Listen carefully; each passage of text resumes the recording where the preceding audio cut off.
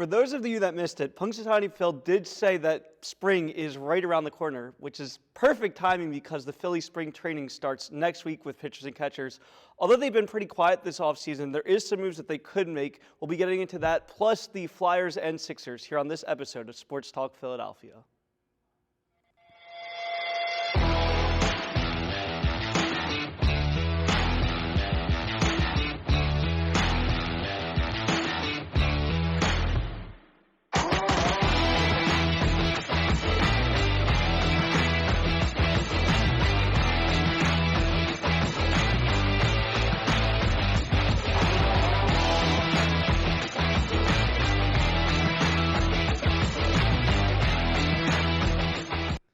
Welcome back to Sports Talk Philadelphia. As always, I'm your host, Aiden Tuzinski, and I'm joined with a full panel this week, but we do have a new panel. So starting my immediate left is Shane Nolan. Shane, how are you? Doing good. And we have first-time panelist, long-time co-host of Sportsline, Megan Cooney. Megan, how are you? I'm doing good. Thanks for having me. I'm excited to be here. We're excited to have you on. And at our far left, we have, as always, Braden Knapp. Braden, how are you? Hey, I'm good. How are you? Good. So, like I said, we got a full panel. We're just going to get right to it. So, going back to some news last week with Carter Hart being arrested, we do now have some statements made by both the NHL and the London, Ontario police. So, Gary Bateman, the commissioner of the NHL, came out and said it is not necessary to suspend the players without pay as of right now. And he also said that the NHL will not be releasing the findings of their own investigation into the case. London Police Chief Ty Thon also apologized for the case taking so long and said that the woman in the case has a lot of courage and strength to come forward with the allegations. So, Shane, a lot more information now coming out. Are you surprised that the NHL, first of all, isn't suspending the players without pay and also aren't releasing the findings of their own investigation? No, I'm not, because, everyone's still innocent until proven guilty. So I think that's probably why they're still going to pay them, and they're all free agents at the end of the season anyway. After this season, so. And what was your second question? Yeah, the second question is that the NHL did their own separate investigation. They're not releasing the findings. Are you surprised by that? No, I'm not, because one, the whole way that they handled the Blackhawks situation when they had to deal with that, they didn't deal with that very well. They did not punish the Blackhawks. The Blackhawks had the first overall pick. They're getting the Winter Classic next year as well. So, they only lost $2 million, but they got that right back for this season for drafting Connor Bedard. So, the NHL does not handle things like this very well, so I'm not surprised, though. Yeah, and when you look at the NHL, there's been a lot of controversies when it comes to their support of the LGBTQ community, when it comes to the Blackhawks allegations of sexual misconduct. And now this, Megan, when you see all of this, for NHL fans, it comes a little bit of a time where you have to decide if you're going to be a fan of your team and the league and giving money to a league that doesn't seem to always care for everyone around it. Yeah, absolutely. I feel like it's definitely a hard time, and for the NHL to kind of do their own investigation, I completely understand why. And like Shane said, everyone's innocent until proven guilty. But this has been going on for multiple years now. Like you said, the police commissioner apologized for it being so long because this happened back the investigation was launched in 2022. So you're going on 2 years now. And if you are those people that have come forward that have launched the investigation, that's a long time for you kind of to be waiting for some answers. Yeah, personally, I feel like the NHL needs to take that step forward. They need to suspend the players without pay. I understand that might be a little bit of a jump, but at the end of the day, you would rather commit a wrong and find out later that you were in the wrong than not do anything and find out that these players are actually guilty. So definitely a tough situation that I'm sure there'll be more information coming out in the next weeks and months as we continue, but we will go to some good news for the Flyers. Finally, feels like it's been a little while since there is good news, but the All-Star game was this weekend, and Travis Konechny was in it representing the Flyers. He's had a great season so far, scoring 23 goals and 20 assists in the 51 games, and it was his second All-Star game, and he had 1 assist and 1 shot in the game. So, Shane, very exciting to see Travis Konechny go out and play pretty well for the Flyers in the All-Star game. It is. It's the All-Star game, so it's really not much that, he had a couple scoring opportunities and stuff. But yeah, it's great to see that it was his second career All-Star, and I mean, he's probably going to have more because he is a great player. So yeah. And when you see that there's a lot of Flyers this year that are overproducing from what they thought they were going to do, is there any guys you thought maybe got a little bit snubbed for the All-Star game? I would say probably Owen Tippett. I mean, he's had a good season this year, but the rule is that every team has to have an All-Star. So, I mean, and there were a couple, better teams that had two people. But I think Owen Tippett was because he's having a great season for the Flyers so far. He's probably been consistently their best player as of late. So, yeah. Yeah, and we got Owen Tippett in a trade from the Florida Panthers, who the Flyers took on in a game very recently, in a game which they won 2-1. Samuel Ersson played pretty well. He had 21 saves, 1 goal allowed in 60 minutes. And Travis Konechny, who we just mentioned playing in the All-Star game, had 1 goal and 3 shots in the win for the Flyers. Shane, the Flyers have been on a 5-game losing streak going into the All-Star break. What did you see energy-wise differently in this game from those 5 previous games? Well, at first, I mean, in the first period, they did not play well, and Ersson held them into that game. The Panthers were on the forecheck early, and they were taking the puck away from the Flyers in the first period. But after the second period, I mean, they played how they've been playing all season long. They switched up on the Panthers. They started forechecking the Panthers. They were blocking shots, and then obviously Travis Konechny with the goal. He hasn't scored. He was on a 4-game goalless streak, so it was good to see him get back on the board with the goal and an assist as well. Yeah, and the Flyers' last one before this was beating the Dallas Stars, and it was very good to see them beat the Stars the way that they did. But beating the Panthers, who are one of the top teams in the East, 2-1, that's got to be a great motivation for the Flyers going into the second half. Yeah, it is. I mean, they've beaten good teams all year. I mean, they shut out the Winnipeg Jets when they were the top team in the league. But yeah, the Panthers are one of the best teams in the league, and to see them come back from the All-Star break, everyone healthy, Owen Tippett back in the lineup, and I think they just needed that break that they had, and to come out and play this way against the Panthers shows that they're resilient. Yeah, and then very quickly, the Flyers are only 3 games behind the Hurricanes, for second place in the Metro, but they're also 4 games behind in front of the Islanders for missing the playoffs. Do you think that there's any way that they can pass the Hurricanes? I think there is. I haven't looked at the games played yet, because I don't know who has a game in hand on a team. But I think they can if they keep playing. If they keep playing the way that they were playing before they went on the 5-game losing streak, I think they have a chance to pass the Hurricanes. Especially, I think they're kind of similar in they're both scrappy teams. So yeah. Yeah, we will definitely be paying attention to the Flyers and hope that they can get on a good winning streak after that losing streak that they had right before the All-Star break. We're now going to go into the 76ers, who have been struggling a lot recently. So first they beat the Jazz 127-124, which broke a losing streak that they had going, and then lost the next 2 games to the Nets and Mavericks in games that really weren't that close. So Braden, I'm going to go to you to start. We're going to get into Joel Embiid not playing, but what do you think is the biggest factor for the Sixers right now not winning these games? I would say especially, let's take Embiid out of it, obviously. I think it's that there's no one that's really stepping up, taking Embiid's role as being that top scorer and being, that game changer in these games. So I think right now that's the biggest issue. Yeah, and Megan, when you look at the fact that Maxey put up 51 points in the win against the Jazz, and it took all of his effort to get that win, you sort of start to feel very nervous about the direction of the Sixers when you realize you need someone to have a great, one of their best performances career-wise to get a win for them. Yeah, I feel like it's definitely been a struggle for them, and I think that a lot of teams have now taken more of a different defensive strategy when they're looking at the Sixers, because they're looking at them differently now and they're trying to exploit not having Embiid out there. So I think some guys are going to have to step up because Maxey can't carry them for the rest of the games until we maybe, fingers crossed, get Embiid back at some point.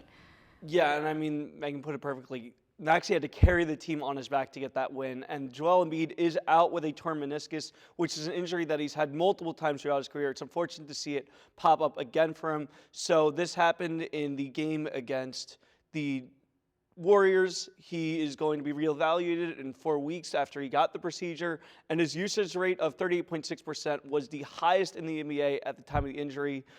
Braden, at this point, when he got hurt, he was averaging 35 a game, 11 rebounds, 2.6 assists.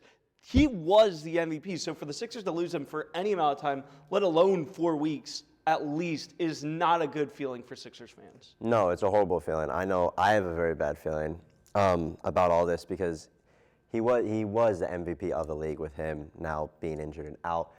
And yeah, it's tough because, I mean, it's really only Maxey that's carrying the team, and right now there's no one else.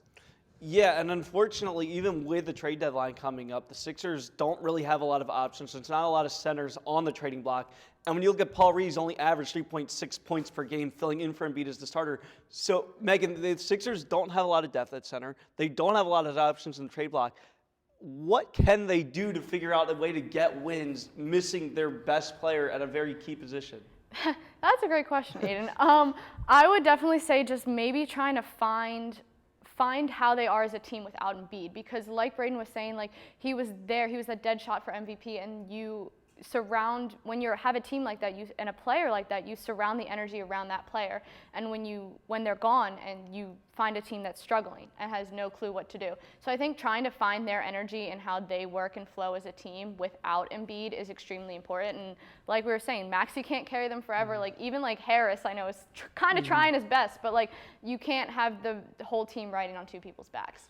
Yeah, and it definitely feels like that's the way that the Sixers are going, where they're relying on one or two people, where with Embiid they were playing as a team. So like Megan said, you sort of just have to find that balance without your best player. And when you go to the standings, it sort of shows that the Sixers are struggling. They've now fallen to 5th in the Eastern Conference, and the Pacers are right on their tails for that 5th spot.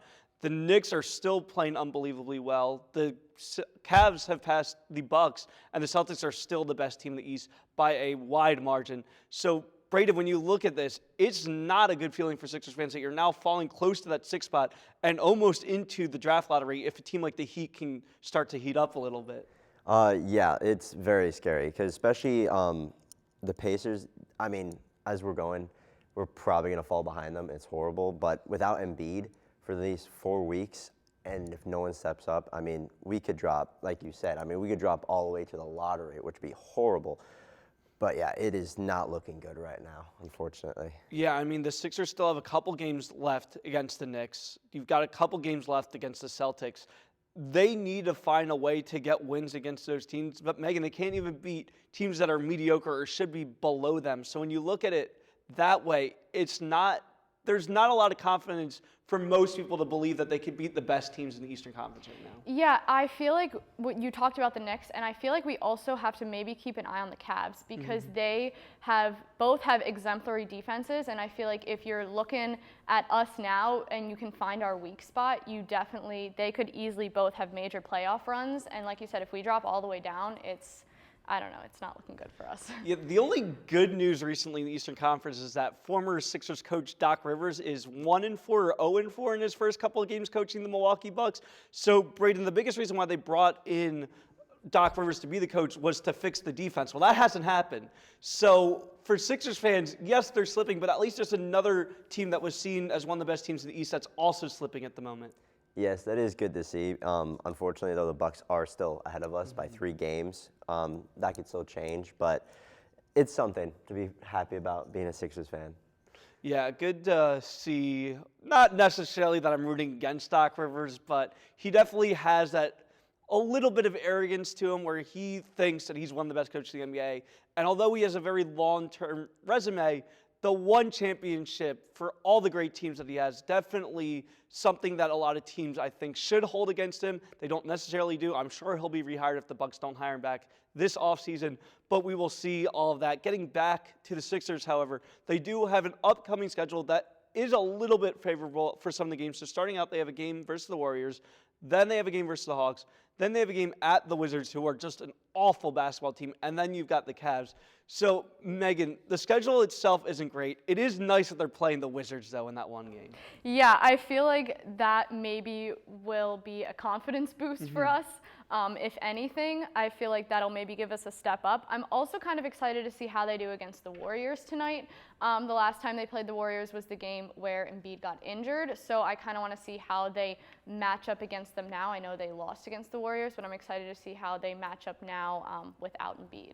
Yeah, so the stretch that you have without Embiid, like Megan said, playing the Warriors, it's sort of like a little bit of a game where the Sixers need to show that they can win without him. That Cavs game, Braden, at the very end, that's going to be – you're shaking your head. You don't have too much confidence in that, I'm guessing. No, I always have confidence because especially in basketball, you can not have your best player and you can still win. But it's scary. Yeah. It's not looking good, especially it's in Cleveland. They're looking good. And they're maybe you're trying to catch the Celtics. It probably won't happen, but they'll try. But yeah, it's not looking good for at least that game. Yeah, and like I said, they've so far started Paul Reed as a starting center without Embiid. Megan, do you think there's any chance they eventually go to Mo Bamba if Paul Reed keeps struggling offensively? I mean, I feel like there definitely is. Like I said, just trying to find the people that can interchange and intertwine with the team is definitely something that I feel like could be a possibility. You have to find your groove and you have to find the people that work for you. And I feel like if it's, they could definitely go to Mo Bamba. Yeah, I'd be interested to see if that is a change that the Sixers decide to make. We're going to try doing this again. So right before the road trip, we predicted how the Sixers do. It did not go very well. So, Braden, I'll start with you first. What do you think the Sixers' record is when we come back after these 4 games? You know what? I'd say we're going to beat the Warriors. We're going to come back and beat them as revenge for hurting Embiid. I think we'll lose to the Hawks. I think we'll beat the Wizards, and I think we will, unfortunately, lose to the Cavs. All right, so you got a 2-2 record. Yeah. Megan, what about you? I feel like I'm going to have to agree with Braden on this one. I feel like maybe we'll come back and get a little bit of revenge against the Warriors. The Hawks and the Cavs definitely give me a little bit of nervous energy, especially with the Cavs defense. But the Wizards should be, fingers crossed, an easy win for us, so I'm going to say 2-2. Yeah, so you guys both said the Wizards would be easy wins.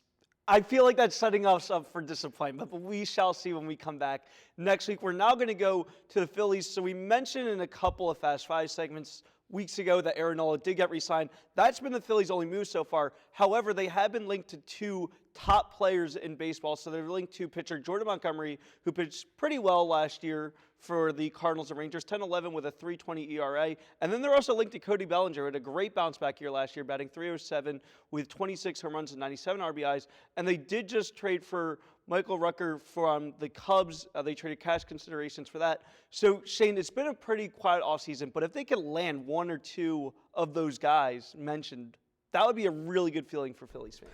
Yeah, it would be, because I don't think running it back would be a good – I mean, they are a good team, but they lost to the Diamondbacks in 7 games in the NLCS last year. So I don't think running it back with the same lineup. I do think that you do need one more batter and one more pitcher, at least a bullpen pitcher. I don't think you need another starting pitcher, but I think you do need one more bullpen pitcher. And, I mean, they are and to be either get Jordan Montgomery or Cody Bellinger would be good for this team. Yeah, so they did get Rucker to help with the bullpen. He was 2-1 with a 4.91 ERA in 40 1/3 innings last year. Braden, when it comes to signing bullpen pitchers, it's definitely a mixed bag, but this isn't one that's going to excite Phillies fans a whole lot. Yeah, it really is. Like I just said, a mixed bag because, I mean, you really never know. But I feel like with getting these two guys, I mean, it's great depth in general. But, yeah, I think it would be great, and everyone would be happy to see it. Yeah, so we will see. Right now, Johan Rojas is supposed to be the starting center. Obviously, if they get Cody Bellinger, that's who would replace him. Shane, how important do you think it is for the Phillies to prioritize getting a center fielder? Yes, Rojas played very well at the end of the year, but then really struggled in the playoffs. So if they want to make a run in the World Series, it sort of feels like that they need to get a center fielder that can also have a pretty powerful bat. Yeah, I mean, Dave Dombrowski said that he wants to see Rojas. He wants to give him a chance right from the start. And I mean, he's a rookie, and he was the number 9 hitter. He wasn't the problem for why the Phillies lost in the championship series. The big bats, Harper, Turner, Castellanos, they went silent in two straight games, Game 6 and Game 7. So I mean, yeah, it would be great to probably add another center fielder like Bellinger, who can play the outfield and also first base, where you have the option to flip-flop him. But yeah, I think they should give Rojas a chance for a full season. Yeah, when you look at the starting rotation right now, if we're going to talk about running back, right now it's Nola, Wheeler, Suarez, Walker, Sanchez. Same rotation they had last year. Braden, if you can get Jordan Montgomery into this rotation and you take out Sanchez, that feels like a World Series contending starting rotation. I mean, I feel like it would be. I mean, my knowledge of baseball isn't amazing, but I mean, I feel like it would. Yeah, so when you look at it that way, there's just so many options. You mentioned that the Phillies have a lot of first base depth. Is there a chance that you try? I know Kyle Schwarber said that he's uncomfortable doing it, but since you're now using him as a full-time DH, the way that it's looking, do you try him at other positions, or do you just leave him at full-time DH and let Harper and someone else figure out first base? No, you leave him as full-time DH. I don't want him playing any defense anywhere. He is awful defensively, no matter where you put him. Harper was really good defensively last season for his first time at first base. And if they do get Cody Bellinger, he's a great defensive player as well. So I think you can just let Harper, if they don't get anybody, you can just let Harper play first base for the whole year as long as he stays healthy. Yeah, when you look at the Phillies' first base options outside of Harper, if anything were to happen to Harper, and just also to have a bench player, right now it's really just Jake Cave, and that's sort of like it. Do you think they get another backup first baseman right before spring training or sometime during it? Well, actually, you forgot somebody, Cody Clemens. They still have. Oh, great, so yeah. Don't forget about him. I think they could use him. He's better than Jake Cave, so they should use him. They should have had him on the playoffs roster last year instead of Cave. But I mean, they also have Derek Hall too, as well. But you would like to see Derek Hall kind of get his power back, and especially in the MLB, and not just the Lehigh Valley. It would be great to see Derek Hall play. I've always waited for him to finally get his chance, and it always feels like whenever he steps up in the major leagues and has like a good week or a good 2 weeks, he always ends up getting hurt or going back into cold slump. Do you think he could finally put it together this year in spring training? I think he might be able to. The real problem is just hitting that starting pitching in the MLB. I think that's what they need to work with him. Yeah, so we're definitely going to keep following the Phillies as we get closer to spring training action.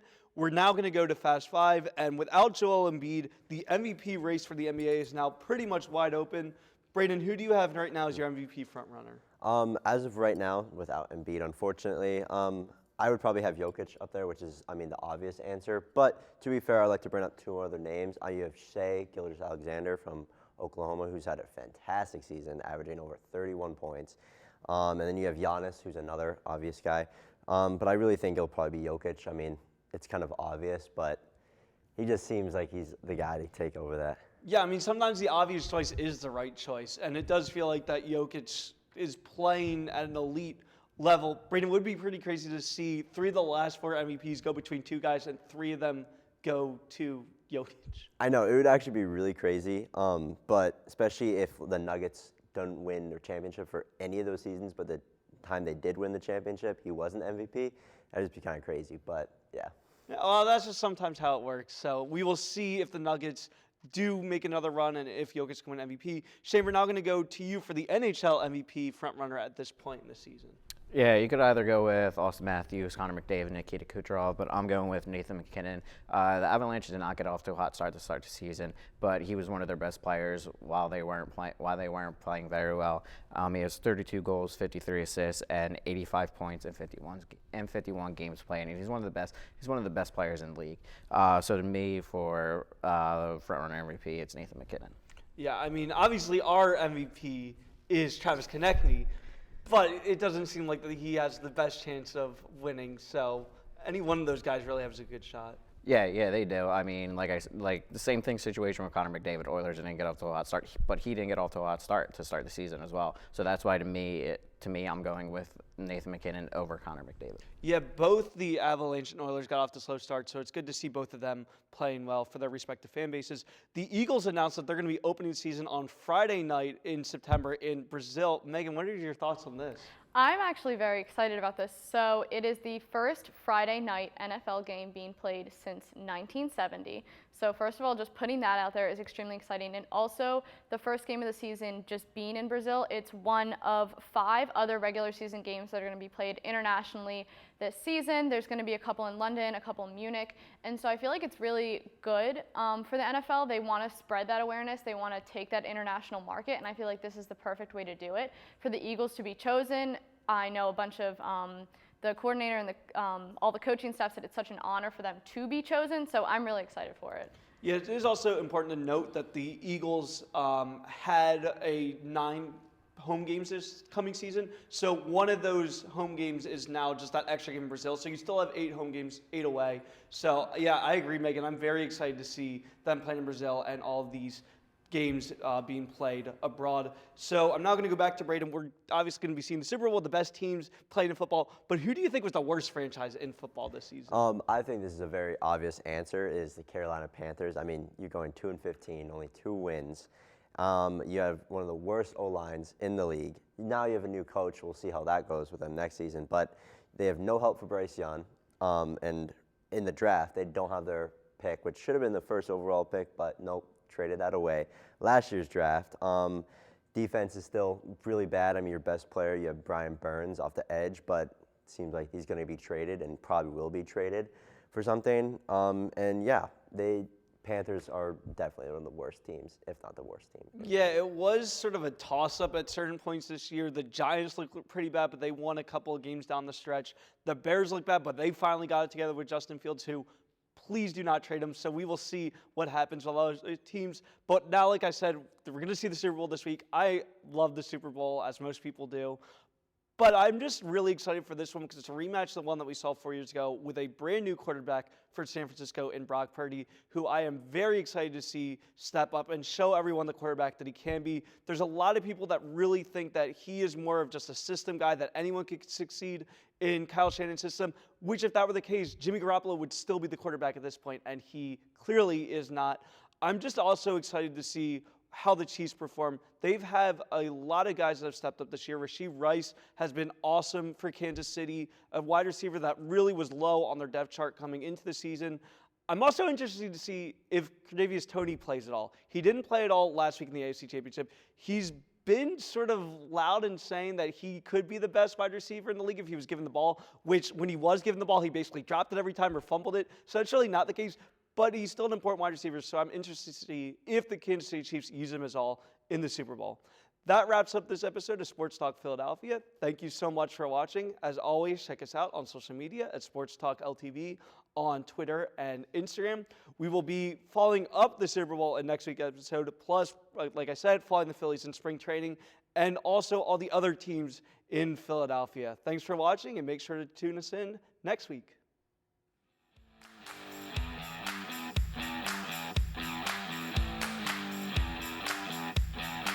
Audio Jungle.